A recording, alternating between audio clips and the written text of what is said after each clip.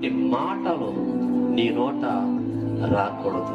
కాబట్టి దేవుని పిల్లలారా, ఈ సమయంలో మనం ఆలోచన చేద్దాం, పరిశీలన చేద్దాం.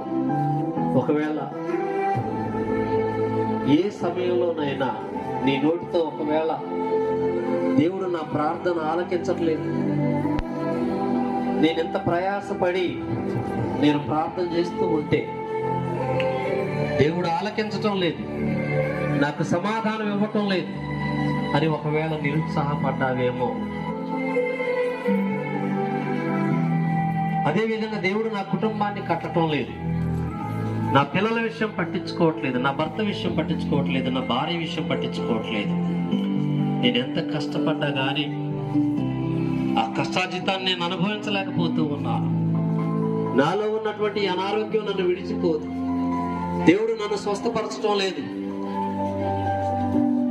అనేటటువంటి ఆ బాధల విషయమై ఒకవేళ నీవు బాధపడుతూ ఉన్నావేమో.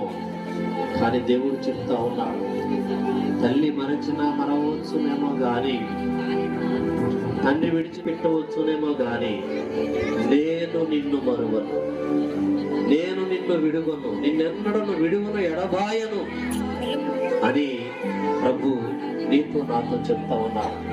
ఎవని మనస్సు నీ మీద ఆనుకొనునో, ఎవని మనస్సు నీ మీద ఆనుకొనునో, ఎవరైతే నీకు దగ్గరగా జరుగుతారో, ఎవరైతే నీవు కావాలని ఆశపడతారో, ఎవరైతే నీ సమాధానం కొరకు తాపత్రయపడుతూ ఉన్నారో, అయ్యా వారి పట్ల ప్రత్యేకమైనటువంటి శ్రద్ధ కలిగినటువంటి మా ప్రభువా, ఈ సమయంలో అటు బిడ్డలను అయ్యా